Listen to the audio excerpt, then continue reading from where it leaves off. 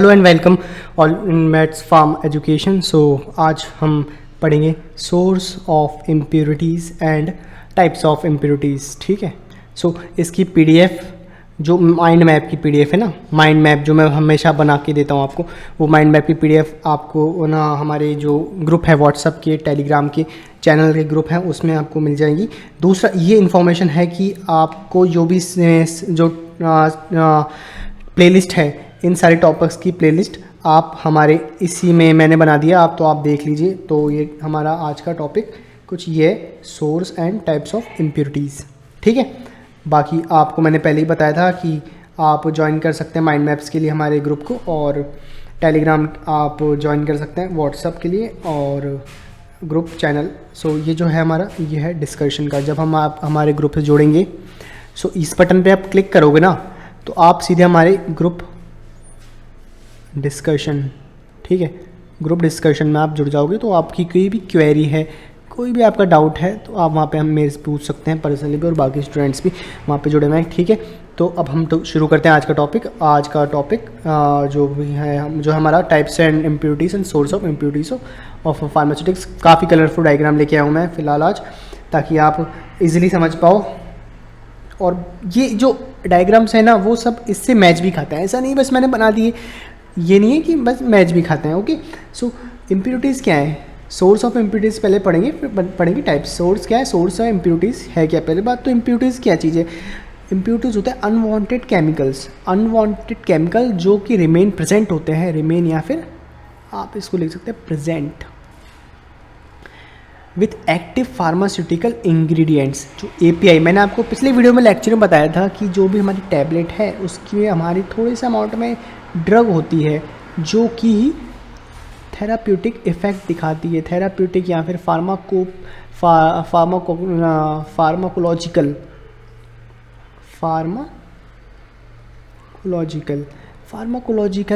ये चीज़ है। आपकी बॉडी में कोई इलनेस है, मान लो कोई इलनेस है, अब उस इलनेस को ट्रीट करने के लिए हमको ड्रग चाहिए, और ड्रग ही हमारे अफेक्ट करेगी। तो जो ड्रग हमारी उस टैबलेट में प्रेजेंट है ना, इसलिए हम उसको एक्टिव कहते हैं, एक्टिव। और फार्माकोपिया है, और इंग्रेडिएंट तो वो है ही फार्माकोपिया। ठीक है। तो और यहाँ फिर कोई फॉर्मुलेशन द इसकी देयर प्रेजेंस कैन एडवर्सली, किसका प्रेजेंस, इम्प्योरिटीज़ का। इम्प्योरिटीज़ अगर हमारी ड्रग्स में हैं तो वो एडवर्सल यानी विपरीत रूप से असर करेंगी सेफ्टी को, एफिकेसी को, stability and appearance of drug. यानी सेफ्टी तो आप समझ ही गए। ठीक है। एफिकेसी यानी उसकी जो पोटेंसी है, यानी उसका जो ताकत है ना, जो उसकी एफिकेसी में मात्रा, जैसे मान लो एक ड्रग अगर 100% असर करती है, एक टैबलेट अगर उसमें इम्प्योरिटी है, तो अब वो कहती है 90%, अब वो सिर्फ 90% ही इफेक्ट दिखा पाएगी। इसलिए हम उसको एफिशिएंसी में गिरावट आ जाएगी उसकी, या फिर कोई एडवर्स इफेक्ट भी आ सकता है। मैंने आपको बताया विपरीत कोई केमिकल रिएक्शन हो सकती है बॉडी में, स्टेबिलिटी को फर्क पड़ेगा ही, डिग्रेड जल्दी हो सकती है। अपीयरेंस कोई गंदी चीज़ है तो कॉमन सी बात है, अपीयरेंस यानी दिखा, जो बाहरी रूप से उसका किस तरह वो अपीयर हो रही है ना, उसे कहते हैं appearance. So Indian pharmacopoeia, United state pharmacopoeia मैंने आपको बताया था, and international council for harmonisation, ये पिछले वीडियो लेक्चर में भी आया था, ICH, international council for harmonisation.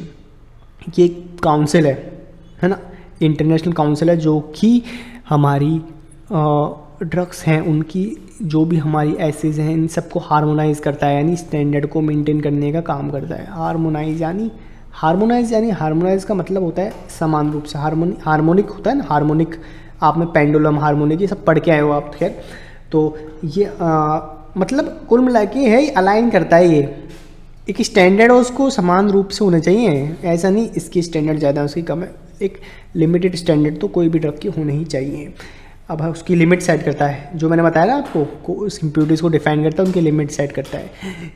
इसके बारे में हम आगे भी पढ़ेंगे।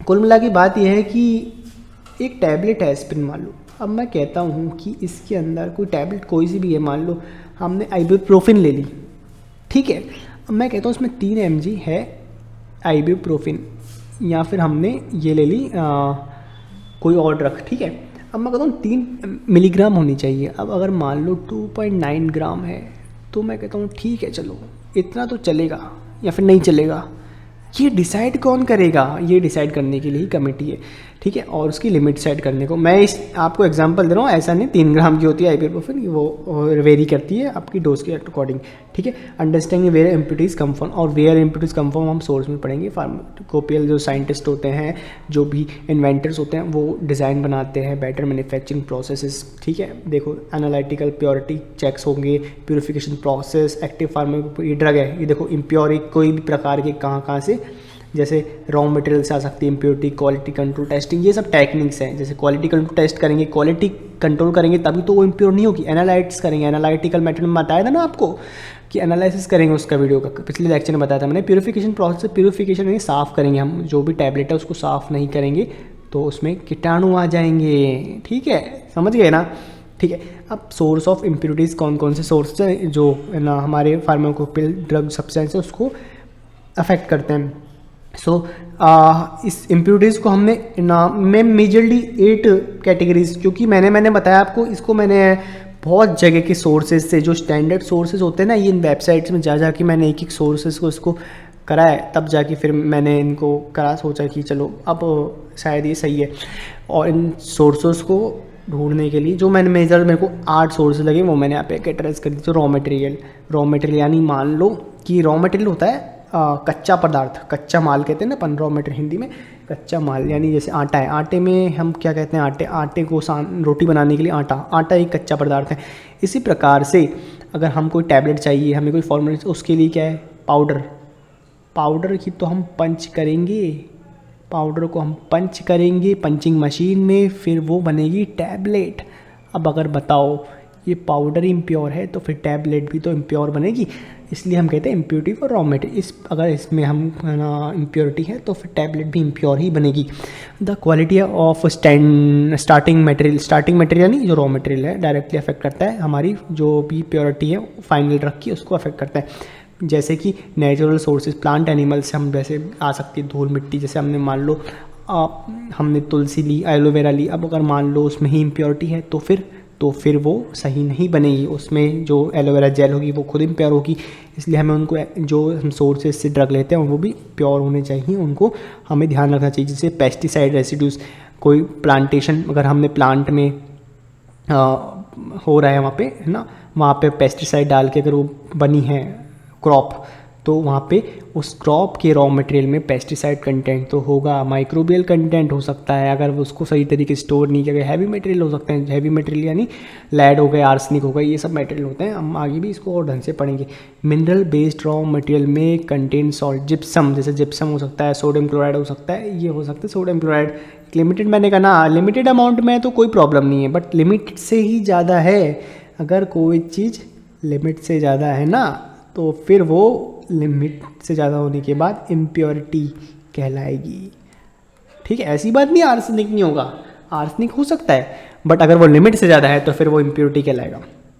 हालांकि इम्प्योरिटी तो है ही, वो स्टैंडर्ड क्वालिटी के अंतर्गत अगर आए तो बहुत बढ़िया है। सिंथेटिक रॉ मटेरियल जो होते हैं, reagent of insufficient purity can traces of other chemical, synthetic raw materials में भी प्योरिटी के, सिंथेटिक यानी नेचुरल, सिंथेटिक यानी जो बनाए हुए हैं केमिकल में थे, ओके, नेचुरल अवेलेबल नहीं है, हमको इसको बनाया है। सो इनमें भी हो सकता है क्वालिटी, जल्दी में कवर करने की कोशिश करता हूँ, ठीक है। क्रूड सोडियम क्लोराइड में कंटेन सल्फेट्स एंड मैग्नीशियम, जो नमक होता है सोडियम क्लोराइड, इसमें हमारे पास हो सकता है अवेलेबल सल्फेट्स और मैग्नीशियम सॉल्ट्स। तो ये नेचुरल इम्प्योरिटीज़ प्रेजेंट हो सकती है इसके रूप में। मैं सोच रहा हूँ पेन का कलर चल लेता हूँ चेंज, क्योंकि थोड़ा इंटरेस्टिंग लगे ना यार, रेड कलर, रेड थोड़ा अच्छा लगेगा, ठीक है। अब जैसे glycerine prepared from fats glycerine prepared की गई मान लीजिए, है ना। अब उसमें आर्सेनिक ट्रेस अमाउंट में है और lead to contaminated water used, अगर हम और इफ लीड, ठीक है, जैसे कि हमने ग्लिसरीन, मैं थोड़ा क्या ढंग से समझाने का प्रयास करता हूँ हमेशा, क्योंकि अगर आप यहाँ समझ गए ना, नोट्स वोट्स तो आप देखोगे ठीक है, बट यहाँ पे लेक्चर ढंग से देख लिया आप समझ जाओगे। ग्लिसरीन बनाई किससे बनाई, फैट से, ठीक है। इसमें वाटर यूज़ करा, वाटर मान लो इम्प्योर, इसमें आर्सेनिक कंटेंट ज़्यादा है, आर्सेनिक कंटेंट, तो आर्सेनिक कंटेंट फिर सीधे किस में बनेगा, फिर सीधे जाएगा ग्लिसरीन में। क्यों, क्योंकि ये इसको मिक्सचर करके तो बनाए, ठीक है। अब देखते हैं आगे, एग्जाम्पल भी दिया, एग्जाम्पल आप जो भी कर सकते हो। हालांकि देखो मैंने ना अंडरलाइन कर दी है, जो मेरे को मेन चीज़ें लगी हैं आपको करनी चाहिए, ठीक है। तो आपके लिए डायग्राम कि रॉ मटेरियल अगर गंदा है तो फिर ये देखो साइंटिस्ट हैं यहाँ पे खड़े हैं हमारे वैज्ञानिक, देश को हमारे आगे बढ़ाने के लिए, ठीक है।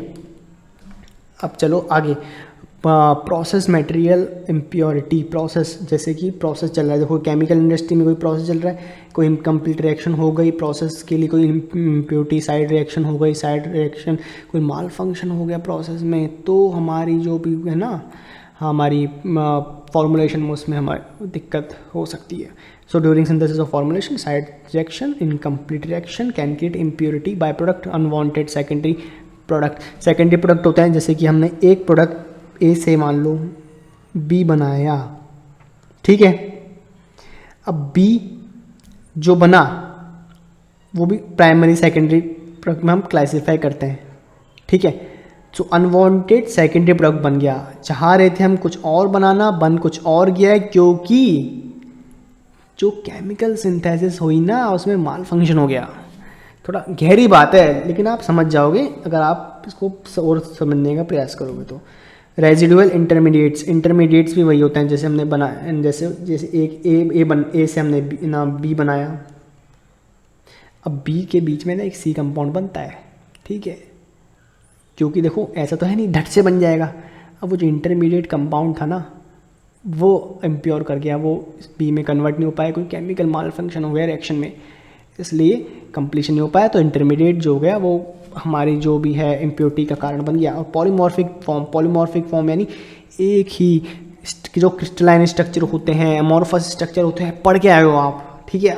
इसको आप आंसर दो यार, ये तो देखो आप पढ़ के आए हो अभी जस्ट ही, ठीक है। Formation of undesirable crystalline form बन गई, ठीक है, जो कि ड्रग बायोअवेलेबिलिटी को अफेक्ट करेगी, ठीक है। बायोअवेलेबिलिटी यानी बॉडी में कितनी हमारी ड्रग पहुंची। मैंने कहा ना ये जो नोट्स बनाए ये हाई स्टैंडर्ड के बनाए, ऐसे नहीं आप बस बना दिए पढ़ लो, मतलब मज़ा आएगा पढ़ने में।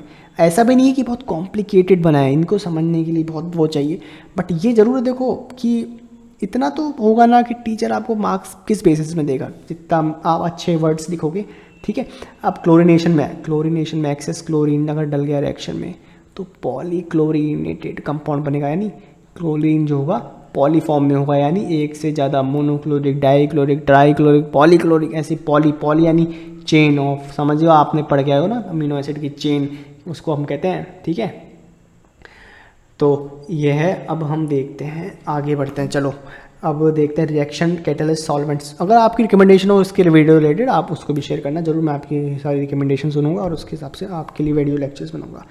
सो manufacturing uses acid alkalis solvents catalyst, ठीक है, विच में remain as trace in product, जैसे residual solvents acetone, ethanol, benzene, toluene में प्रेजेंट ड्राइंग इज इनकम्प्लीट। जब हम कोई भी जैसे ग्लास वेयर है इसको वॉश करते हैं, ठीक है, तो हम जिन सॉल्यूशन का यूज़ करते हैं ना कभी कभार वो वैसे तो वॉलेटाइल होते हैं, वॉलेटाइल नहीं वो उड़ जाते हैं, बट वो अगर उनका रेजिड्यू अगर उड़ नहीं पाए तो वो रेजिड्यू अमाउंट में रह जाएंगे, जिससे कि हमें फिर समस्या झेलनी पड़ सकती है, ओके।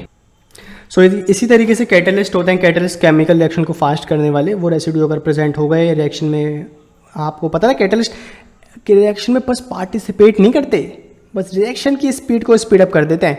सो प्लेटिनम, निकल, ये जो हो गए हाइड्रोजन अदर कैटलिस्टिक एजेंट्स हैं, ये अगर रेजिड्यू फॉर्म में प्रेजेंट हो गए तो इम्प्योरिटी के कारण बन सकते हैं। इम्प्योर रेजेंट यानी अगर मान लो हाइड्रोक्लोरिक एसिड हमने लिया, अभी आप लिमिट टेस्ट करोगे, लिमिट टेस्ट में आप सल्फ्रिक एसिड लोगे, हाइड्रोक्लोरिक बहुत सारे चीज़ें लोगे, ठीक है। उसमें अगर आपने एसिडोक्लोरिक एसिड गलत ले लिया तो अगर उसमें आर्सेनिक हुआ और सल्फर डाइऑक्साइड हुआ तो वो कंटेमिनेट तो कर ही देंगे ना प्रोडक्ट को, तो ये भी एक सोर्स है इम्प्योरिटी का, ठीक है। हाइड्रोजनेशन ऑफ ऑयल यानी वनस्पति घी, पढ़ के आए हो प्रोडक्शन ऑफ वनस्पति घी, ठीक है। निकल कैटलिस्ट, याद रखो निकल कैटलिस्ट यूज़ किया जाता है वनस्पति घी के प्रोडक्शन में, हाइड्रोजनेशन में, तो वो बन सकता है ट्रेस ऑफ अमाउंट ऑफ निकल अगर कंटेमिनेटेड कर गया तो फिर वो इम्प्योरिटी का सोर्स बनेगा। खैर डायग्राम देख लेते हैं थोड़ा, जैसे कि एक्टिव फार्मास्यूटिकल इंग्रेडिएंट है वो सॉल्वेंट गलत हुआ तो थोड़ा मैं बता देता हूँ आपको, सॉल्वेंट हो गया और तो गड़बड़ हो जाएगी। क्वालिटी कंट्रोल चेक्स नहीं करे तो गड़बड़ हो सकती है। कैटलिस्ट हो गया, रिएजेंट हो गए तो फिर समस्या आएगी। ठीक है। इक्विपमेंट, अब इक्विपमेंट ही ख़राब है यार, इक्विपमेंट ही ख़राब है तो फिर तो कैसे बन सकता है? इक्विपमेंट ही गंदा संदा सा है, इम्प्योरिटी तो आनी है ना। जंग लगा हुआ है, काई लगी हुई है, साफ मेंटेनेंस नहीं हो रही। सो अनलाइंड और कोरोडेड, कोरोडेड यानी जंग लगे हुए, जंग हम पढ़ते हैं ना कोरोडेड। हाँ पढ़ के आए हो, खैर इतना तो बेसिक्स हैं ये। अनलाइन कोरोडेड इक्विपमेंट हो गया वो क्या, मेटेलिक कंटेमिनेशन को अराइज कर सकते हैं। जैसे कि आयरन का कोई इंस्ट्रूमेंट है, वो जंग खाया हुआ है, आपने उसमें अपना प्रोडक्शन यूनिट बना दी तो फिर आयरन से कंटेमिनेटेड हो जाएगा। अब देखते हैं आगे, कॉपर, लेड, लीच हो सकता है, लीचिंग यूज़ करते हैं। लीच यानी मानो ये एक कंटेनर है, यहाँ की अगर लीचिंग हो गई, उतर गई कवरिंग ना, मतलब लेयर्स उतर गई और ये सॉल्यूशन में मिक्स हो गई तो इसे कहते हैं लीचिंग, लीच, इसलिए लीच कहते हैं। ठीक है, तो ये इसलिए not product from steel electric pipes. इस प्रकार हमारा जो भी है कंटेमिनेशन अराइज होता है। ग्लास इक्विपमेंट्स भी आप जानते हो, हालांकि इंडस्ट्रीज़ में बहुत बड़े बड़े ग्लास इक्विपमेंट यूज़ किए जाते हैं, आप जब जाओगे तो देखोगे। ठीक है, बहुत इंटरेस्टिंग है। Glass equipments can contribute alkalis in strong alkaline condition. Silica dissolution हो गया। ठीक है, सिलिका डिसोल्यूशन हो गया अगर सॉल्यूशन में ग्लास से सिलिका। ठीक है, तो फिर क्या होगा, एल्कलाइन जो कंडीशन हो सकती है ना वो बन सकती है। ठीक है, एल्कलाइन।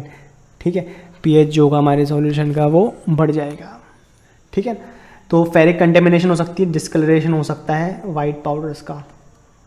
अब देखते हैं एटमॉस्फेरिक कंटेमिनेशन। एटमॉस्फेरिक यानी जो वातावरण से होने वाली, एनवायरनमेंट में हो गई, वातावरण से जो भी हमारे स्टोरेज में हो गई ना कंटेमिनेशन, जैसे कि डस्ट, धूल, मिट्टी, ठीक है, डर्ट, माइक्रोस्पोर्स, जो भी हमारे कीटाणु हो गए, स्पोर्स हो गए।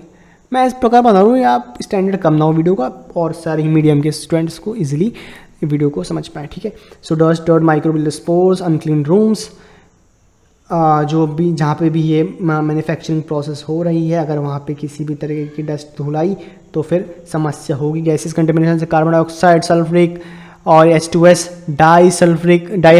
डाईहाइड्रोक्सी सल्फेट और अमोनिया।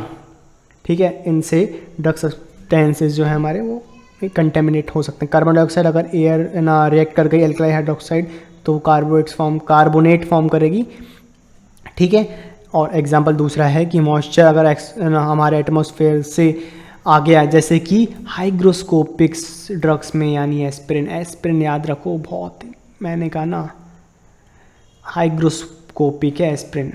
हाइग्रोस्कोपिक यानी वाटर को अपने अंदर मिला लेने वाली, तो मॉइस्चर इन्वायरमेंट में है और अगर वो एस्पिरिन के कांटेक्ट में आ गया तो वो फिर ड्रग है मॉइस्ड हो जाएगी। ठीक है, फिर वो उसकी क्वालिटी जो है वो नहीं रहेगी जो हमको चाहिए। ठीक है, स्टोरेज और पैकेजिंग कंडीशन। स्टोरेज जो कि इम्प्रॉपर है, chemical, physical. So production, moisture absorption, fluorescence, जल्दी करते हैं थोड़ा।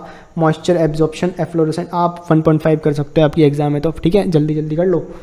Moisture absorption, efflorescent substance lose water. Efflorescent substance होते हैं एफ्लोरोसेंट सब्सटेंस जो कि वाटर को ना लूज कर देते हैं। ठीक है, वाटर लूज़ करेंगे, मान लो ये एफ्लोरेसेंट सब्सटेंस है और ये लूज़ करा तो क्या करेगा, यहाँ पे ना जमा हो जाएगा, सूख के जमा हो जाते हैं पाउडर्स। ठीक है, देखा होगा ना आपने कभी इंडस्ट्री, वाइट कलर का, ग्रे कलर का, वो सही हम एफ्लोरेसेंट सब्सटेंस होते हैं। हाइग्रोस्कोपिक जो होते हैं वो वाटर को एब्जॉर्ब करते हैं, एफ्लोरेसेंट यानी जो लूज़ करते हैं।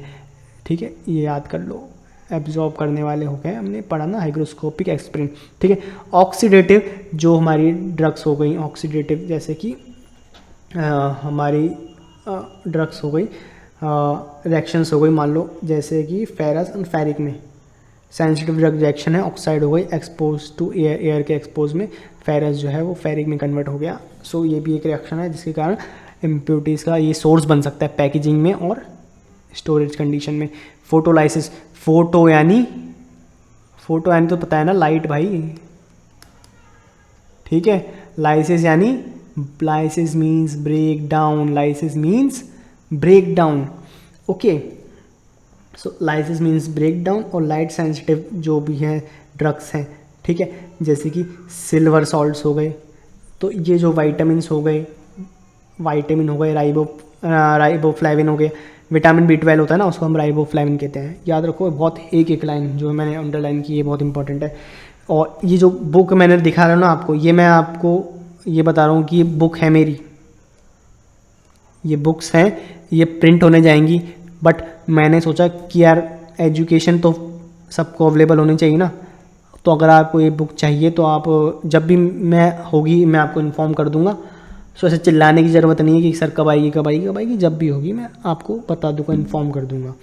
आप हमारे बस ये करो कि जो भी हमारे टेलीग्राम है और जो हमारे व्हाट्सअप है ना, उसको ज्वाइन कर लो ताकि आपको इन्फॉर्मेशन मिल जाए, क्योंकि आपको इस प्रकार का कंटेंट अभी मैं बता रहा हूँ कहीं नहीं मिलेगा। एक एक स्लाइड्स बनाने के लिए घंटों की मेहनत लगी है और डायग्राम्स देख ही सकते हो। खैर मैं बताता नहीं, ज़्यादा बोलना पसंद नहीं करता, जो चीज़ें दिखती हैं वो होती हैं, ठीक है।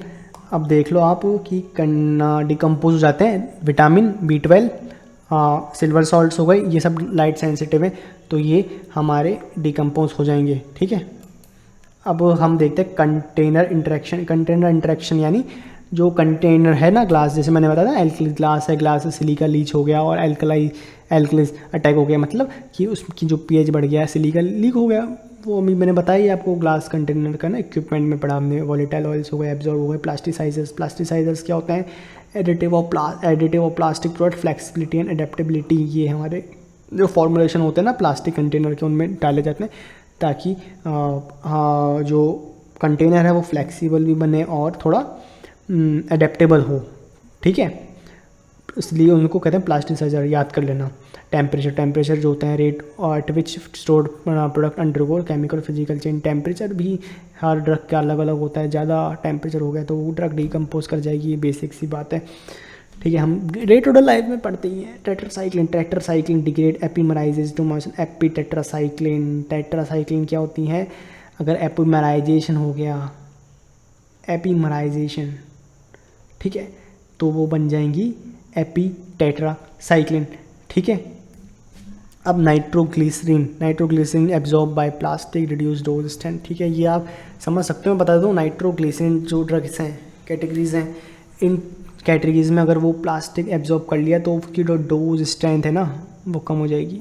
वो मैंने बताया, वो बेसिक सी चीज़ें हैं, डोज स्ट्रेंथ तो कम होगी, बायोअवेलेबिलिटी, सब चीज़ों में बहुत एडवर्स इफेक्ट सकता है। टॉक्सिसिटी स्पेशली याद रखो, इम्प्योरिटी राइज टू टॉक्सिसिटी, यानी मतलब ये समझो कि टॉक्सिसिटी यानी होता है टॉक्सिक, जो हमारी हेल्थ को टॉक्सिन्स होते हैं ना वो हमारे अफेक्ट करते हैं, उससे टॉक्सिसिटी हम फिनोमिना से हम समझ सकते हैं बात को, ठीक है। अब आगे डेलिब्रेट कंटेमिनेशन, ये थोड़ा समझने लायक टॉपिक है। डेलिब्रेट यानी जानबूझ कर, ये देखो भाई साहब मिलावट कर रहे हो सर जी, अडल्ट्रेशन यानी मिलावट, लालची लोग करेंगे मिलावट। डेलिब्रेट रेयर है बट होता है, rare but it happen, okay. So although rare in regulated industry sometime adulteration occur. Economic adulteration substitute हो गया मतलब विथ चीपर मेटेरियल। सब्स्टिट्यूशन यानी होता है एक चीज़ को, मान लो ये चीज़ डलनी थी, डाल ये दी गई, अब लग दोनों सेम रही है, ठीक है, बट ये चीप क्वालिटी की है, सस्ती क्वालिटी की है।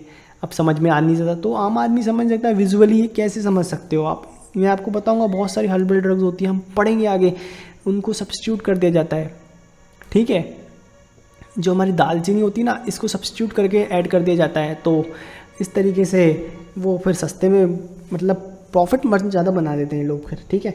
जैसे कि addition of chalk in calcium salts में चॉक डाल दिया, starch to powder drug, starch ज़्यादा डाल दिया, ठीक है। एक्सीडेंटल कंटामिनेशन हो सकता है, mixing up of batches and misleading, ठीक है। जो भी हमारे बैच होते हैं ना, जैसे एक बैच एक बार में जो फॉर्मुलेशन बनी उसको एक बैच में हम, हर देखना आप ड्रग के पीछे आप जाओ आज और देखो बैच नंबर लिखे होंगे, उसमें देखो आप बैच नंबर से कौन से बैच नंबर की ड्रग है, उस बैच नंबर के साथ की सारी ड्रग जो है, अगर वो अगले बैच से मिस ना हो गई ना कंटेमिनेट, तो फिर गड़बड़ हो सकती है, ठीक है। और मिसलेबलिंग यानी लेबलिंग गलत हो गई भाई, तो आप समझ ही लो तब तो आप, ठीक है। Such impurities can consider most dangerous as they are not accidental but intentional, जान पूछ के की जाइए सारी ये गलतियाँ, और ये हानिकारक साबित हो सकती हैं आम आदमी के जीवन के लिए। तो डिकम्पोजिशन और डिग्रेडेशन प्रोडक्ट सम ड्रग्स होती हैं वो स्टेबल होती है इनहेरेंटली, यानी इनेट क्वालिटी होती है ना, इनहेरेंट मतलब होती है।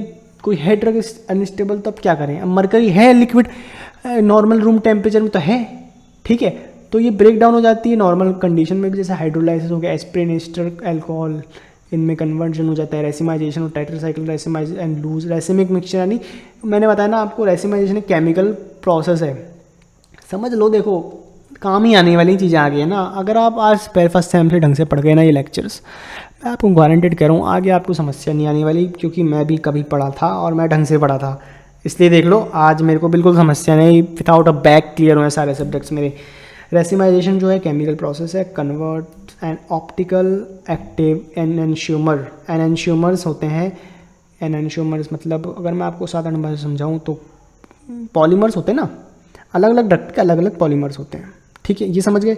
अब वो कोई ऑप्टिकली एक्टिव होता है, कोई ऑप्टिकली इनएक्टिव होता है। वो जो लाइट होती है ना ऑप्टिकली, उसको वो लेफ्ट साइड घुमा देता है, राइट साइड घुमा देता है, ठीक है, समझ रहे हो ना आप। सो वो जो रेसिमिक मिक्सचर है उनका 50-50% होता है, 1:1 में अवेलेबल होता है। ये थोड़ा कॉम्प्लिकेटेड है, बट समझने जो वाले हैं सीखे समझ सकते हो। बाकी अगर आप नहीं समझ रहे हो गूगल से देख लो, कोई दिक्कत नहीं। रेसिमिक जब 1:1 में है तो उसे रेसिमाइजेशन प्रोसेस कहते हैं, जिसमें कि वो ऑप्टिकली इनएक्टिव हो गया अब, ठीक है। मान लो ऑप्टिकली एक्टिव आया, ऑप्टिकली इनएक्टिव आया, 1:1 के रेशो में आया, 1:1 के रेशो में आया तो बराबर हो गया, मतलब ऑप्टिकली इनएक्टिव, ठीक है। सो ये इस प्रकार रेसिमाइजेशन बन जाता है और एक्टिविटी लूज कर गया वो, ठीक है, समझ गए। पॉलीमराइजेशन, फॉर्मल्डिहाइड पॉलीमराइज कर गया, पैरा फॉर्मल्डिहाइड में डिसडिकम्पोजिशन प्रोडक्ट टॉक्सिक हो सकते हैं, मैंने बताया ना अभी ऊपर, टॉक्सिक हो सकते हैं। और ड्रग पोटेंसी को, यानी पोटेंसी यानी होता है पावर, ठीक है, पावर भाई साहब, पावर कम कर देंगे ड्रग की, ठीक है। तो फिलहाल मैं ज़्यादा खींचना नहीं चाहता, देखो लेक्चर को टाइप्स ऑफ इम्प्यूरिटीज अगले लेक्चर में पढ़ूंगा। माइंड मैप चाहिए, माइंड मैप चाहिए ना, टेलीग्राम ज्वाइन कर लो। ग्रुप डिस्कशन में अगर कुछ हो आपको चाहिए हो तो मेरे को ना उस ग्रुप डिस्कशन में आप कर दिया करो, मैं अभी देखता हूँ तो मैं आपको भेज दूँगा, वो कोई दिक्कत की बात नहीं। और अट्रैक्टिव माइंड मैप चाहिए ना, मैंने दिखाया था ना आपको, देखो माइंड मैप इस प्रकार मैं बनाता हूँ माइंड मैप। देखो टाइम तो लगता है बट ठीक है यार, अब जब बना रहे हैं तो अच्छा बनाए, कोशिश यही रहती है। इस प्रकार देख लो, ये पिछला था टॉपिक का, मैंने आपको प्रोवाइड करा था, ठीक है। सो फिलहाल ये अगला टॉपिक करेंगे। Okay bye, nice to see you.